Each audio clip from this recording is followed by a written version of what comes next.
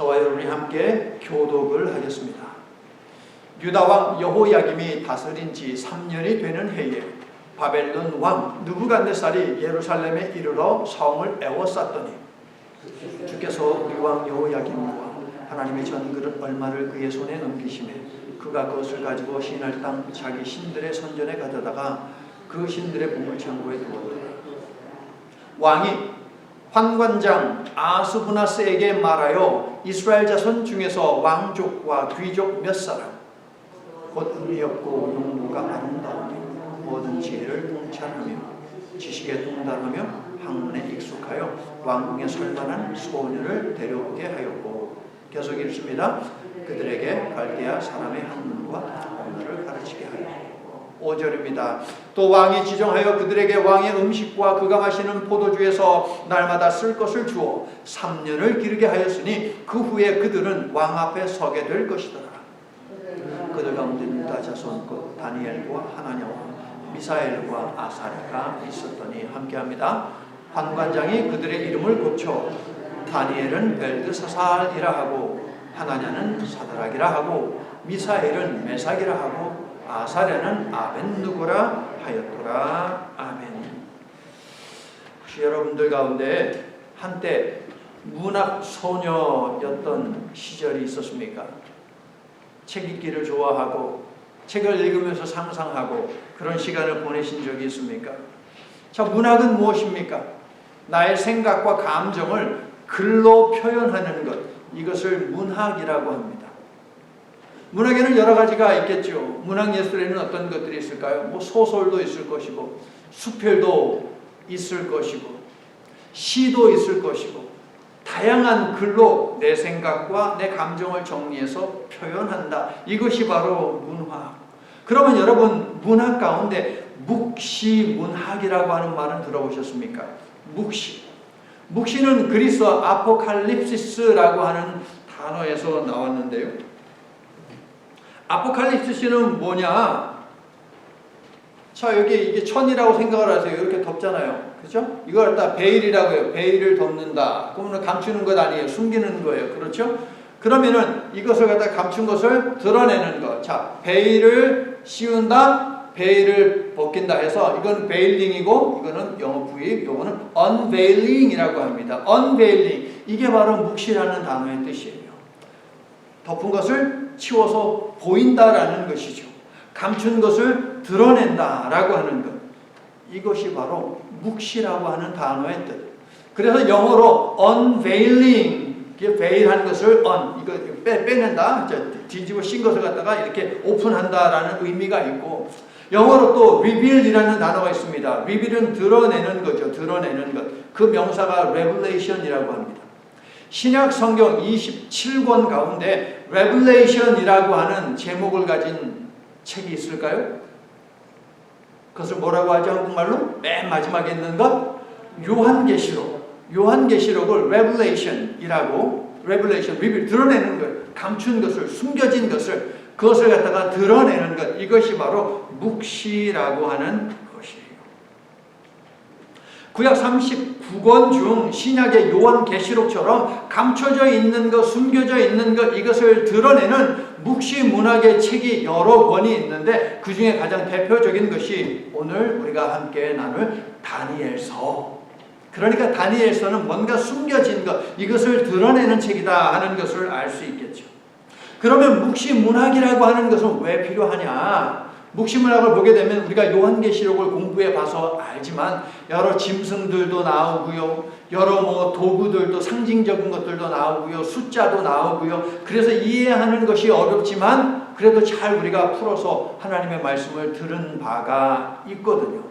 그러면 글을 쓰는 사람이 왜 애매하게, 뚜렷하게, 선명하게 드러내놓고 얘기를 하지 않고 뭔가 감춘 듯이 그렇게 이야기를 할까? 그 시대는 하나님을 믿는 사람들이 박해를 받는 시대였기 때문에 박해하는 자들이 알아서는 안 돼. 알면은 그 말을 한 사람뿐만 아니라 그 말을 듣고 믿는 사람까지 큰 어려움에 처할 수 있어요. 그래서 이상한 사자라든가 곰이라든가 숫자 7이라든가 아니면 14만 4천이라든가 이런 알뜰 모를 듯한 그런 것들을 갖다가 등장을 시키는 것이죠. 주의 백성의 삶이 고통스럽고 미래가 불확실할 때 그때 묵시문학이라고 하는 것이 등장하고 성행을 하게 됩니다. 하나님을 믿고 의지하며 사는데 현실이 계속 암담해요. 그래서 불안해요. 모든 것이 불확실해요. 그러한 하나님의 백성들에게 무엇을 이야기하기를 원하느냐, 무엇을 드러내기를 원하느냐, 하나님이 여전히 세상을 다스리고 계신다는 거예요. 하나님이 여전히 세상의 주인이 되신다라고 하는 이 사실을 알려주는 것, 이것이 바로 요한계시록이고 이것이 바로 오늘 우리가 함께 살펴볼 다니엘서가 되겠습니다. 당장 눈에 보이지 않는 세상의 역사이지만 주님이 계획하신 대로 모든 역사는 진행된다. 이 사실을 여러분 믿습니까? 그러면 여러분 다니엘서도 쉽게 읽을 수 있어요. 요한계시록도 우리가 읽었듯이 말이에요. 그렇습니다. 밖에나 절망적 상황에 처한 신앙 공동체에게 하나님의 계획과 최종적 승리를 보여줌으로써 위로와 소망을 주는 글, 이게 바로 요한계시록, 다니엘서, 에스겔서, 스가랴서, 또 이사야도 뒤에 좀 담고 있는 묵시적인 글들이 되겠습니다. 요한계시록은요, 로마가 기독교를 박해할 때에 그때 쓰여지고 성도들에게 전달된 책이 되겠고, 다니엘서는 어떻습니까? 바벨론의 포로로 끌려간 그 백성들을 위로하고 격려하기 위해서 쓴 책, 이것이 바로 다니엘서가 되겠습니다. 바벨론에서 포로로 살아가던 주의 백성들에게 예레미야, 이사야, 에스겔 등등의 선지자들이 위로와 격려의 말씀을 주었는데요. 그렇다면 여기서 질문, 다니엘도 선지자입니까? 다니엘도 선지자입니까? 네, 선지자입니다. 예수님이 마태복음 24장 15절에서 이렇게 말씀하신 바 있어요. 그러므로 너희가 선지자 다니엘이 말한 바 멸망에 가증한 것이 거룩한 곳에 선 것을 보거든 읽는 자는 깨달을진저 라고 하면서 쭉 말씀을 하시는데, 예수님의 말씀은 무엇이냐? 다니엘을 통해 주신 말씀을 기억하고 그 말씀에 순종해라 라는 말씀이에요. 다니엘의 말뿐이겠습니까 여러분? 성경 66권 하나님이 주신 모든 말씀은 우리가 듣고 순종해야 하는 말씀인 줄로 믿습니다. 그 말씀을 예수님이 하고 계시죠. 자, 기원전 605년입니다. 신바벨론 제국을 건설한 느부의 아들 느부갓네살은 갈그미스 전투에서 아시리아 그리고 이집트 연합군을 대파합니다. 그리고 나서 예루살렘을 침공해요. 1절에 보니까 느부갓네살이라는 왕 이름이 있죠. 바벨론 왕 느부갓네살. 이 사람이 예루살렘을 애워쌌다, 포위했다라고 1절이 이야기해요. 이것이 바로 기원전 605년에 있었던 일입니다. 그러니까 지금으로부터 2630년 전, 이게 더 쉽죠. 지금으로부터 2630년 전, 그때에 다니엘과 그의 3명의 친구들이 바벨론에 포로가 되어 끌려갔다 라고 하는 것이 오늘 말씀에 있는 내용이 되겠어요. 자, 1절은 바로 기원전 605년을 이야기하고요. 맨 마지막인 21절을 보시겠어요? 21절을 보니까 다니엘은 고레스 왕 원년까지 있었다. 그러면 이때는 언제일까? 기원전 539년이 되겠습니다. 페르시아의 고레스 왕이 등장해서 바벨론을 갖다가 완전히 격파하고 멸망시켜버리고 새로운 그 지역의 군주로 메소포타미아와 팔레스틴의 주인으로 등장을 하였다라는 거거든요. 그것이 기원전 539년에 있었어요. 그러면은 605년이고 그 다음에 539년이니까 그 사이의 세월을 한번 생각을 해봐요. 여러분이 생각할 때 다니엘과 그의 친구들이 포로가 되어 끌려갈 때 나이가 몇 살 정도 되었을 것 같습니까? 소년이라고 이야기하는데 몇 살 정도 되었을까요? 한 15세 정도로 생각을 하면 되겠어요. 그러면 15세에 끌려가가지고 21절을 보니까 기원전 539년까지 있었대요. 그러면은 다니엘은 80세까지 살아서 그 나이에도 열심히 하나님의 일을 감당하고 있었다라는 사실이거든요. 그러면 다니엘이 그렇게 오래, 당시에 기대 수명이 40에서 50이에요. 40세, 50세 사이에 다 죽어요. 그런데 다니엘은 80세가 되었어요. 그러면 이 이야기는 와, 다니엘은 장수했네, 이거를 강조하는 거예요? 그렇지 않죠. 바벨론이 시작하고 바벨론이 망할 때까지, 그때까지 다니엘은 살아있었다라고 합니다.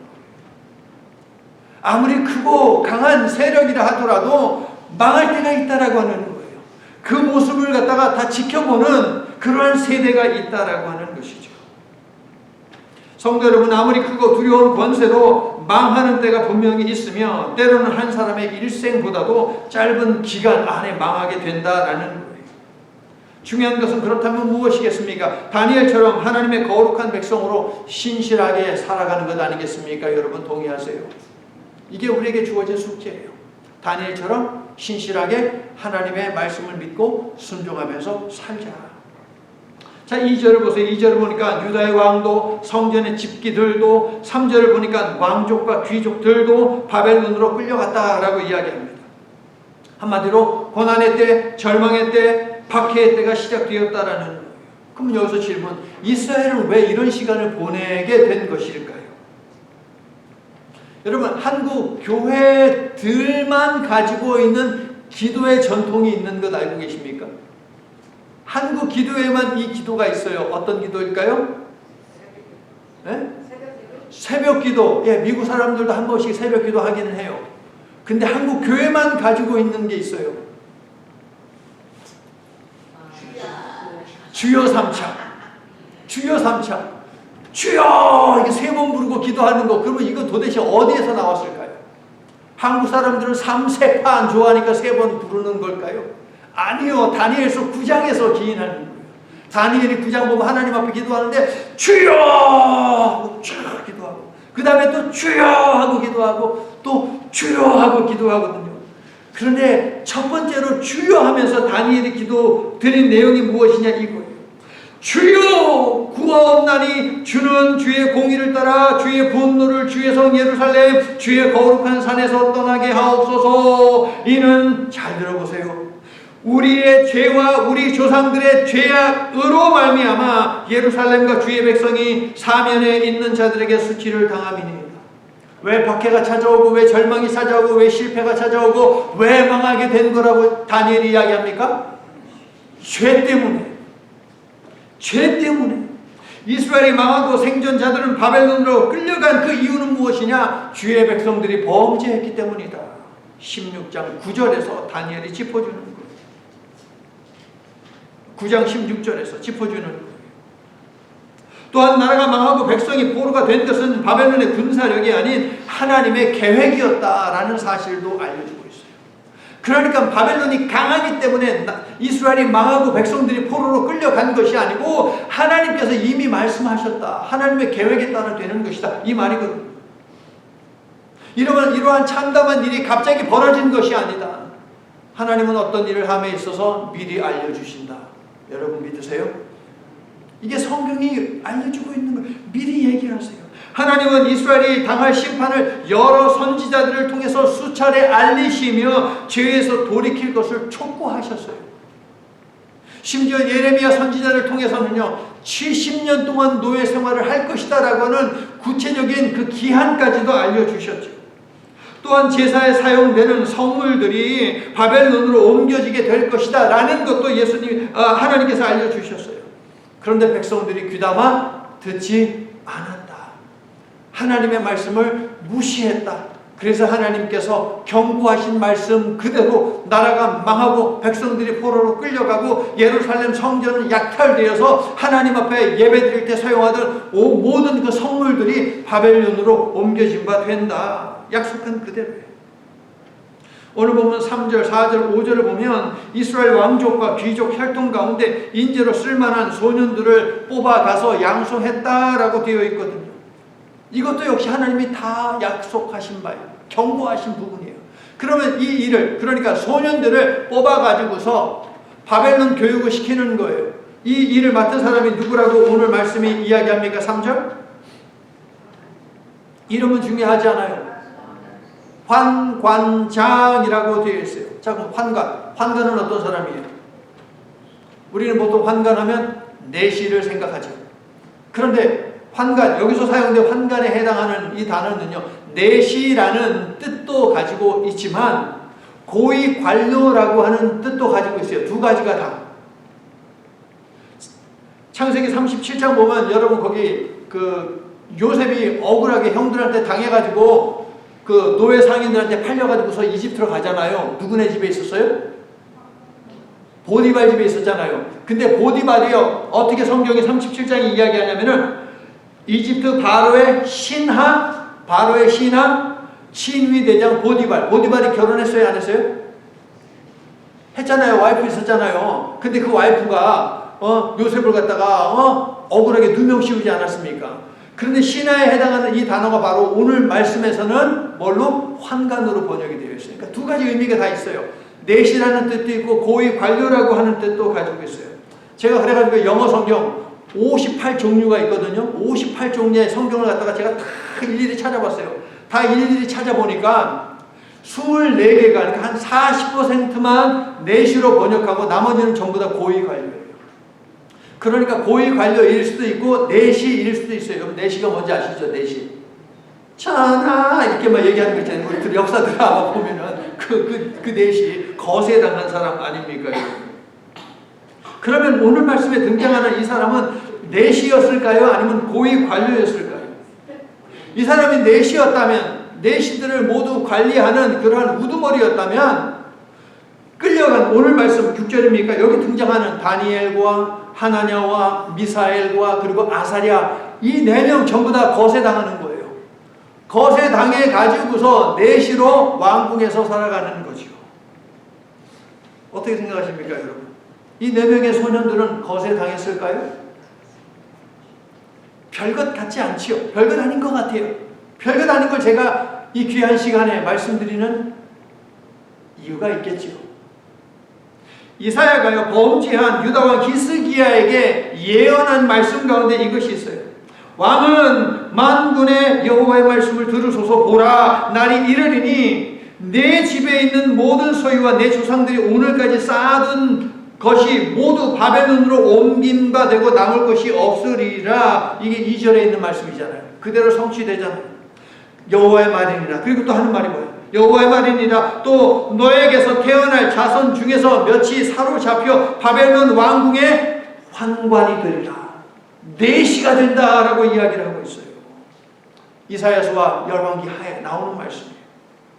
하나님께서 이런 예언을 주신 것은 불순종한 이스라엘을 멸망시켜 백성을 포로가 되게 하고 왕족과 귀족 출신 소년들을 내시로 만들려고 하나님이 계획하셨기 때문에 이 말씀을 이사야에게 미리 주신 것입니까? 그것이 아니잖아요. 그렇게 될 수 있으니 너희들 지금이라도 정신 차리고 말씀으로 돌아와야 한다, 이 말 아닙니까, 여러분? 하나님이요, 나라를 주셨는데 나라를 망하게 하려고 하시겠습니까? 하나님이 백성 삼으셨는데 그들을 포로 되게 하시겠습니까? 번영하고 번성하고 장대하게 하시겠다 약속하신 하나님이 내시로 만들려고 하셨겠어요, 여러분? 그런데 불순종하지 아니하면 이렇게 되니까 너희들 정신 차려라고 하면서 경고의 말씀을 주시는 것이죠. 그러나 이스라엘은 듣지 않았어요. 그래서 하나님이 경고하신 말씀 그대로 되었어요. 2절과 그 다음에 3절 환관장. 본문처럼 절망스럽고 고통 가득한 자리로 추락해버렸다라는 거예요. 1절에 언급된 느부갓네살은 신바빌로니아 제국의 전성기를 이끈 대단히 치밀하고 유능한 군사 전략가입니다, 여러분. 머리가 뛰어납니다. 그렇기 때문에 4절, 5절 보니까 바벨론식으로 교육을 시키겠다라고 하는 것 않습니까? 이것도 다 전략이에요. 사람들의 심리를 갖다가 이용을 하고 있는 것이 눈에 보입니다. 정말 넓은 제국을 통치하는데 혼자서 어떻게 통치합니까, 여러분? 문화도 다르고 종교도 다르고 언어도 다른 그 나라를 갖다가 자기가 어떻게 다 통치합니까? 못하죠. 그러므로 그 나라에서 인물을 갖다가 세워야 돼요. 세우려면 훈련을 시켜야죠. 바벨론 문화에 익숙하고 바벨론 종교를 따르고 숭배하고 왕에게 절대 복종하는 사람으로 만들어야 되지 않겠습니까? 그래서 3절 왕족과 귀족 몇 사람 소년들을 갖다가 데려와서 착출을 해서 아무나 뽑지 않았어요. 4절 조건이 있어요. 그리고 그들에게 갈대아 사람의, 그러니까 바벨론의 학문과 언어를 가르쳤다라는 이야기죠. 바벨론의 학문은 여기 종교가 있겠고요. 바벨론에 가장 뛰어났던 것이 무엇이냐? 점성술이에요. 점성술. 그러니까 하늘의 별을 보면서 시대를 읽는 거예요. 시대를 읽어요. 별자리를 보면서 또 점을 칩니다. 별점이라고 하죠. 이런 것을 갖다가 다 가르치는 거예요. 여러분 굉장했습니다. 그 시대에 이미 1년은 365일이라고 하는 것을 계산해낸 것이 바벨론의 점성술이에요. 뛰어났습니다, 여러분. 그것을 갖다가 교육을 시키는 거예요.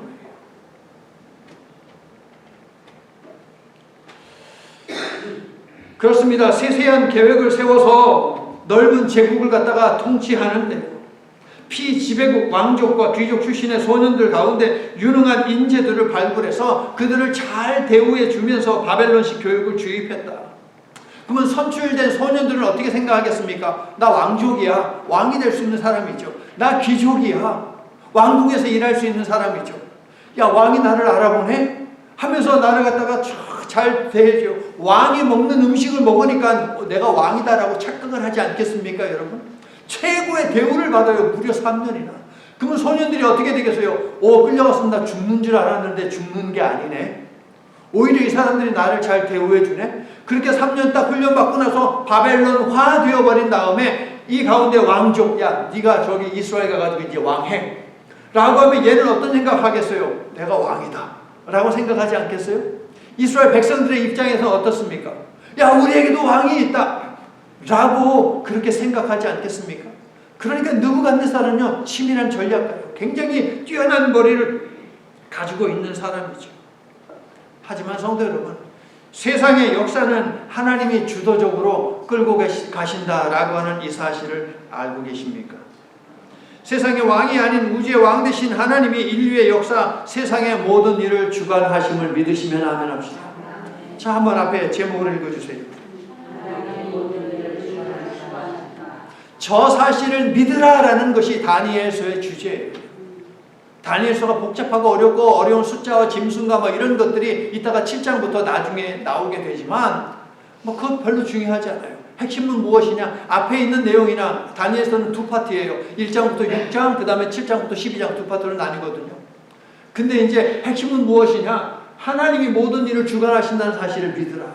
누구에게 하는 이야기예요? 포로민들에게. 절망 가운데 있고 패배감에 젖어있는 백성들에게. 때로는 우리도 그런 처지에 상황에 놓일 때가 있지 않습니까? 그때 우리가 기억해야 한다. 하나님이 모든 일을 주관하고 계신다 라고 말이에요. 자, 성경에서요, 바벨론이라고 하는 이름이 등장하면 오늘 이라크 아니겠습니까? 아시리아도 이라크고 다 거기 이제 후손들이에요. 자, 성경에서 바벨론은요, 하나님을 떠난 세상의 중심으로 볼 수가 있어요. 자, 2절을 보세요. 예루살렘 성전 기물들을 취하여 신할 땅 자기 신들의 신전 보물 창고에 두었다라고 되어 있어요. 신할이라고 하는 지명이 등장하죠. 높은 창세기에서요, 높은 탑을 세워가지고 하나님보다 더 높아지고 하나님 없이도 살려고 했던 자들이 만든 탑이 무엇입니까? 이름이? 바벨탑. 그 바벨탑을 어디에서 세웠어요? 신할 평지에서 세웠어요. 신할이에요. 수천 년이 지나 바벨론 제국은 자신들의 학문과 종교와 문화를 하나님 믿는 소년들에게 가르쳤는데 세상의 가치를 믿음의 사람들에게 주입하고 있는 우리의 현실과 다르지 않다? 다르지 않다. 수천 년 전 창세기 시대에 저 신할 평지에 하나님 없이 살려고 하는 자들이 있었다. 자기들만의 이데올로기를 가지고 살려고 하는 자들이 있었다. 그것을 하나님께서 다 흐트러 버리잖아요. 그래서 흩다라고 하는 것이 바벨이라고 하는 단어거든요. 바발이라는 단어가 바로 흩어버리다. 그래서 바벨탑이라고 우리가 부르는 것이죠. 그런데 수천 년이 지나고 나서 신바벨론 제국이 형성되어지더니 사람들을 끌고 와가지고 바벨론화 하면서 세상의 가치를 주입을 시키고 있다. 우리가 사는 이 시대도 마찬가지다. 다니엘서는 나라를 잃고 포로 신세가 된 백성들에게 여호와 하나님을 믿는 정체성을 어떻게 할 것이냐라는 것을 묻고 있는 책이에요. 남의 나라의 종이 되었으니 그 나라의 법도를 따를 수밖에 없지요. 그러면 그 나라의 신을 숭배할 수밖에 없는 것입니까? 그 나라 문화에 동화될 수밖에 없는 것입니까? 아니면 어쩔 수 없는 종의 신분이고 그 나라의 법을 따를 수밖에 없지만 하나님 신앙만큼은 양보하지도 포기하지도 않을 수 있는 것입니까? 두 번째는 가능한 것 아닙니까? 다니엘과 그의 3명의 친구들이 바로 이 모습을 보였어요. 너희들이 우리들에게 바벨론 문화를 가르치고 바벨론의 종교를 갖다가 주입시키려고 하지만 우리는 여전히 하나님만을 나의 참 주로 모신다라는 것. 이것이 1장부터 6장에 있는 내용의 핵심적인 부분이 되겠습니다. 여러분, 예수께서 광야에서 시험 당하시죠. 누구한테? 사탄한테, 마귀한테. 몇 가지 시험을 당하세요? 3가지. 그 3가지가 다 여러분 같은 내용이에요. 세상의 가치를 가지고 예수님을 공략해냈죠. 우리가 언제 이 말씀을 아마 최근에 한 달 반 전에 아마 이 말씀을 보았던 걸로 기억나는데요. 세상의 가치를 먼저 땡겨서 써라라고 하는 것, 이것이 사탄의 전략이었던 것 우리가 확인한 바 있지 않습니까, 여러분? 세상은요, 오늘날에도 하나님 믿는 그 신앙의 가치를 버려라, 하나님을 떠나라 라고 우리들에게 자꾸 압력을 넣습니다. 그러나 성도 여러분, 떡으로만 살지 않고 먼저 하나님의 말씀으로 사시겠습니까? 세상 북이 안일함이 아닌 불편하고 힘들더라도 하나님 신앙을 선택하며 사시겠습니까? 우리 모두 이 질문에 대해서 아멘 할 수 있기를 예수님의 이름으로 축원합니다. 아멘. 자, 일제 치하 때 조선인의 민족성을 말살하기 위해서 일본 군인들이 일본 제국이 한 일이 있습니다. 들어보셨습니까? 창씨개명? 조선의 이름을 버리고 일본의 이름으로 살도록 하고 있는 것이죠. 조선인의 민족성을 잃어버리게 하기 위해서. 바벨론 제국도 마찬가지였습니다. 유대인의 그 정체성을 잃어버리게 하기 위해서, 포기하게 하기 위해서 바벨론식 이름을 갖다가 주었어요. 6절 보니까 유대인 소년 4명의 이름이 있어요. 뭐라고 되어 있어요? 6절을 읽어주세요. 시작.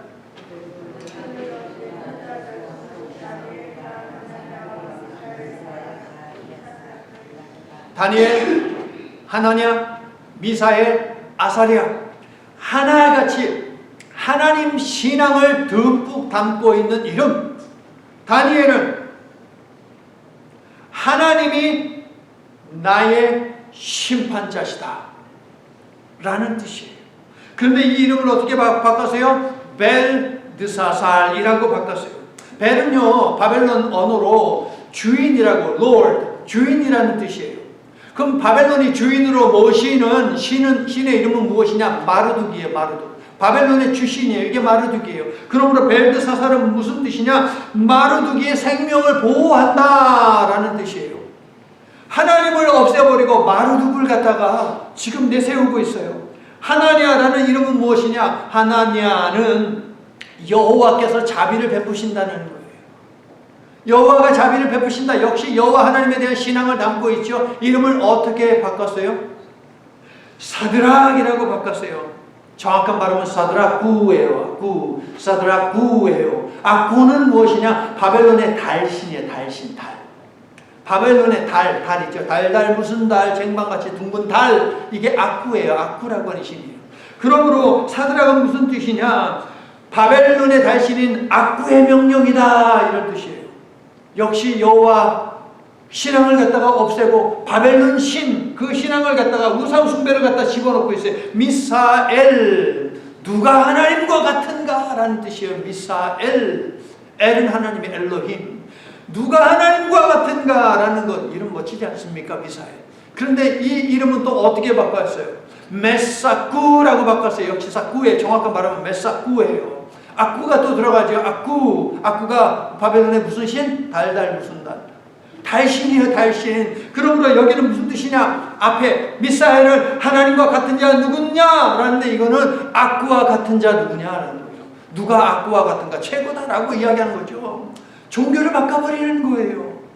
신앙의 정체성.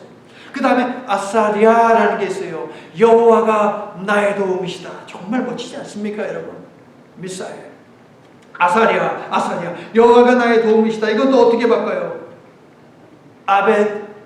아벳느고라고 바꿨어요. 아벳느고라고. 자, 바벨론의 일신, 제1신은 일신은 바로 마르둑이고요. 제2신은 느고라고 하는 신이에요. 나부라고 하는 신인데 여기 느고라고 되어 있어요. 그래서 이 아벳느고는 무엇이냐? 나부의 종, 제2인자. 바벨론의 제2인자 신의 종이다라는 거예요. 보세요, 여러분. 하나같이 다니엘과 하나냐와 그 다음에 미사엘과 그 다음에 아사랴, 이거 전부 다 여호와 하나님을 예배하는 신앙을 보여주잖아요. 그런데요, 사드락과 메삭과 아벳느고, 이건 전부 다 뭐예요? 앞에 있는 벨드사살 전부 다. 이것은 우상을 숭배하여라, 바벨론 신을 숭배하여라라는 거예요. 창시 계명을 한 것이죠. 자, 2절을 볼게요. 유다를 침공하여 짓밟은 바벨론은 하나님의 성전에서 제사용 집기들을 약탈하지요. 그리고 바벨론 신들을 모신 신전에 가져다가 보관합니다. 이미 예언자들을 통해서 불순종의 결과로 이런 일이 벌어질 거야 라고 하나님이 이미 경고하셨지만 순종하지 않아서 이대로 되어 버렸어요. 여러분, 하나님의 말씀은 1.1획도 땅에 떨어지지 않는다. 믿으십니까? 아멘. 예수님이 마태복음 5장 18절에서 하신 말씀이죠. 여러분, 당시에 정복한 나라가요, 정복당한 나라의 신들을, 그리고 그 신들을 위한 여러 가지 집기들을 가져다가 자신들의 신을 숭배하는 그 신전에다가 집어넣는 것, 창고에 보관하는 것, 이것은 당시의 전쟁에서 늘 해왔던 거예요. 그러면 고대 근동에 사람들이 왜 그런 일을 했을까? 이런 거죠. 자, 바벨론의 신이 있어요. 이스라엘의 신이 있어요. 근데 둘이 전쟁을 했어요. 그런데 바벨론이 이스라엘을 이겼네요. 이 신들을 가져갔어요. 이건 뭐예요? 바벨론의 신이 이스라엘의 신보다 강하다라고 하는 것을 강조하는 거예요. 전쟁에서 패배했지만 이스라엘의 신 여호와가 여전히 가지고 있는 남아있는 힘, 지혜가 있어요. 그런데 이 신전에 넣음으로 말미암아 바벨론의 신들이 여호와가 가지고 있는 남아있는 그 힘과 지혜를 갖다가 다 빼앗는다라고 하는 의미를 가지고 있어요. 그러면 2절에 있는 것은 뭡니까? 여호와를 능욕하는 거예요. 이스라엘 백성, 하나님의 백성들이 하나님의 말씀에 순종하지 아니하였더니 하나님이 능욕당하는 일이 있었다라는 거예요. 자, 조금 전에 4명, 이 소년들의 이 이름은 하나같이 하나님을 향한 신앙을 표현하고 있다, 선포하고 있다라고 말씀을 드렸어요. 그렇죠. 그런데 이 이름들을 갖다가 창시 개명해가지고 바벨론화 해버렸어요. 바벨론의 신을 숭배하는 자로 만들어버렸어요. 이것 또한 무엇입니까? 여호와 하나님을 능욕하는 거예요. 이 소년들을 갖다가 소년들에게 모멸감을 주는 것이고, 그리고 하나님을 모욕하는 행위가 소년들의 이름을 바꿔버리는 거예요. 다니엘과 하나냐와 미사엘, 아사랴, 이 4명의 소년들이 믿음을, 뒤에 보면 정말 엄청나게 믿음을 가진 소년들이에요. 이 소년들의 믿음을 보면 얘네들이 뭐 하나님 앞에 잘못한 것 없잖아요. 포로로 끌려오고 거세당하고 내시로 살아갈 운명을 살만한 일을 얘네들은 하지 않았다고요. 얘네들 뿐이겠습니까? 함께 끌려온 소년들이 또 있지 않겠어요?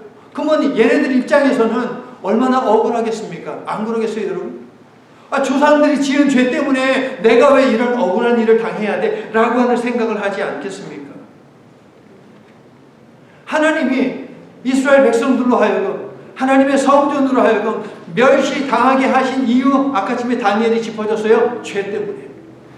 하나님의 백성들이 짓밟힌 것, 하나님 백성들의 죄 때문이다 라고 우리가 배운 바가 있어요.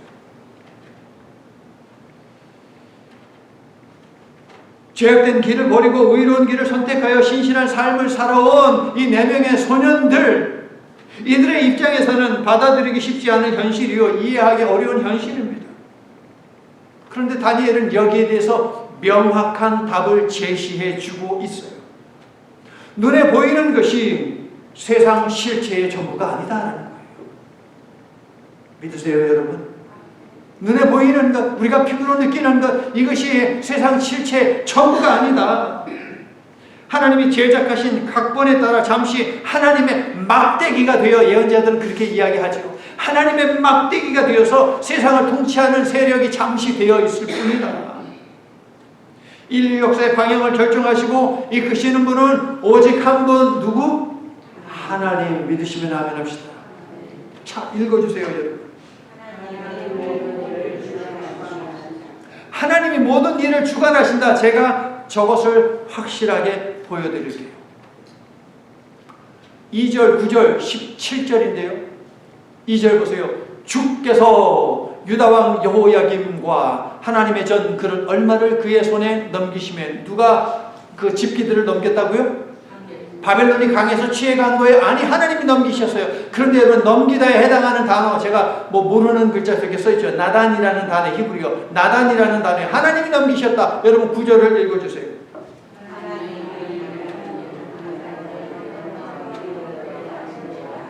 주어가 뭐예요? 하나님의. 저기도 똑같은 글자 있잖아요. 나단이라는 단어, 얻게 하다에 해당하는 단어가 나단이에요. 하나님이 주셨다는 거예요. 다니엘에게 하나님께서 은혜와 긍휼을 허락해 주셨다라는 거예요.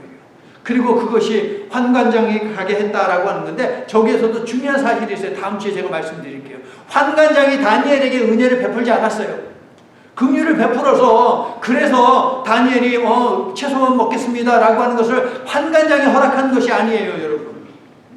많은 경우 그렇게 강대상에서 얘기하는데 그렇지 않아요. 환관장이 한 것이 아니에요. 다음 주에 우리가 말씀을 제가 드릴게요. 자, 17절도 읽어주세요. 시작.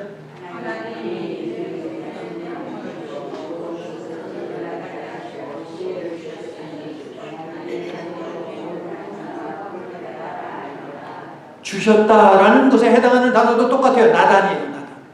그러니까 동일하게 다니엘서 1장 1절부터 21절에서 처음과 중간과 마지막 부분에서 다니엘은 계속해서 이야기하고 있어요. 뭘 이야기하고 있어요? 하나님이 모든 일을 주관하신다. 보세요, 여러분. 17절에서도 주어가 하나님이잖아요. 지식과 지혜를 주시고 모든 환상과 꿈을 깨닫게 하시어 지배국 왕으로부터 인정받고 존경받고 사랑받게 하신 분은 누구냐? 하나님이다. 성도 여러분, 우리가 오늘 여기에서 하나님을 믿고 예배하면서 하는 것은 내 믿음이나 내 노력이나 혹은 우연이나 아니면 운빨이 좋아서 그런 것도 아닙니다. 하나님의 동행과 하나님의 인도하심이 있기 때문입니다. 아멘이세요. 우리는 바로 그 믿음으로 절망스러운 상황도, 기운 빠지게 하는 역경도, 암울한 현실도 뚫고 나가는 것입니다. 여러분, 할렐루야. 야드세일도 우리가 이 믿음으로 하는 것이죠. 하나님의 선교를 하기를 원합니다. 하나님께서 주도해 주세요. 오늘 손병수 안수 집사님 기도하셨듯이 날씨도 하나님께서 주관해 주시고 사람들의 발걸음도 이 성전으로, 야드세일하는 곳으로 인도해 주셔서 하나님이 하신다는 거예요. 그것을 선포하지 않았습니까?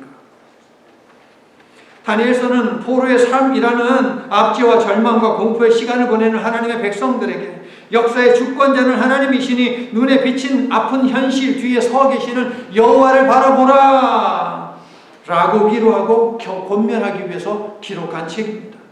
성도 여러분, 고난의 때일수록 무엇을, 어디를 바라보느냐, 이것이 중요합니다. 우리에게, 우리 모두에게 세상 모든 역사의 주권자 되시는 하나님과 세상의 모든 일을 주관하시는 하나님의 손길을 바라볼 수 있는 눈을 허락해 주시옵기를 예수 그리스도의 이름으로 축원합니다. 이제 말씀을 마칩니다. 자, 다른 점을 여러분이 한번 찾아보시는 거예요. 첫 번째, 가시라는 단어가 있고요. 그 다음에, 자, 둘 사이에 뭐가 다릅니까? 다른 게 뭐예요? 더가 있고 그 앞에, 그죠? 얘가 갑자기 짠하고 등장했어요. 잘하셨어요. 다른 점을 찾으셨어요. 그 다음에 조금 어려울 수 있지만, 자, 요 단어하고 엘로힘이라는 단어예요. 엘로힘이라는 단어, 하나님이라는 단어예요. 아까 이름 보면 L 나오죠? 자, L은 조고의 약자예요. 앞에 있는 요거 두 개, 요거 두 개가 L이라는 거거든요. 자, 엘로힘이라는 단어가 있어요. 자, 두 번째 차이가 뭐예요? 요렇게 생긴 게 있나 없나, 해라는 알파벳인데요. 자, 요게 있나 없나가 차이예요. 그런데 이게 뭐라고요? 하나님, 엘로힘, 하나님이에요. 성경에서 하나님이라고 할 때에 거의 대부분 그냥 엘로힘이에요. 다니엘서는요, 그러나 엘로힘이라고 적고 있다는 거예요. 그 이유가 무엇일까? 유일한 하나님임을 강조하기 위해서요.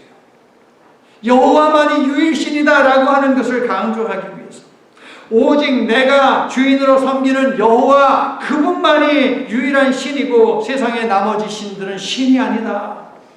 이 믿음을 천명하고 있어요. 그래서 엘로힘이라고 해요. 그냥 엘로힘이 아니고 하나님이 아니고 그 하나님이라고 말하고 있다고. 더 갓 이렇게 말해요.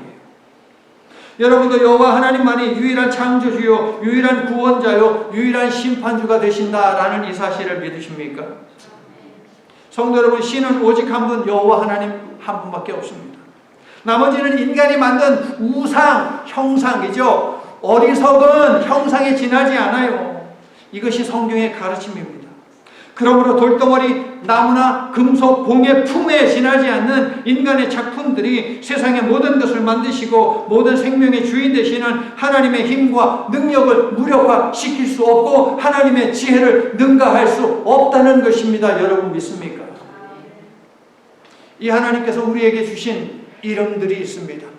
다니엘, 하사랴, 얘네들처럼 우리에게도 주신 이름이 있어요. 그 이름이 무엇입니까?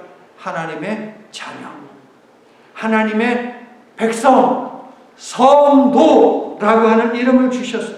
이 거룩한 이름을 세상에 빼앗기지 말고 구원과 부활과 영생에 이르게 하는 신앙의 정체성을 잘 지켜서 모든 일을 주관하시는 하나님이 주신 지혜로, 능력으로 세상을 이기며 살아가는 저와 여러분이 되기를 예수 그리스도의 이름으로 간절히 축원합니다. 아멘. 하나님, 붙들고 말씀대로 사는 삶을 선택한 다니엘과 하나냐와 미사엘과 아사랴처럼 우리도 말씀에 신실한 삶을 살도록 도와주시옵소서. 성령님이시여, 세상의 모든 일은 하나님의 주권 아래 있으며 하나님이 인류의 역사를 주관하심을 믿고 목격하여 더욱 믿음의 반석 위에 굳게 서도록 우리를 붙들어 주시옵소서. 예수님 이름으로 기도드립니다. 아멘. 이제는 혼돈과 공허와 흑암, 죽음이 가득한 세상 위에 자신의 영을 띄우심으로 세상의 모든 권세를 발 아래 두신 하나님 아버지의 전능하신 사랑과 이 권세를 가지고 십자가 위에서 구원과 부활과 영생을 허락하심으로 하나님의 사랑을 완성하신 예수 그리스도의 한량없는 은혜와 인생의 모든 일은 하나님이 주관하심을 보게 하시고 전능하신 하나님의 그늘 아래로 믿음의 사람들을 모으시는 성령님의 임재 역사 충만하신 교제가 삶의 자리에서 벌어지는 일들에 상관없이 하나님의 주권을 믿고 의지할 것임을 주신 말씀 앞에서 결단하고 허락하신 친교와 선교의 현장으로 출발하는 모든 성도들 위해 이제부터 영원토록 함께해 주시옵기를 간절히 축원하옵나이다. 아멘.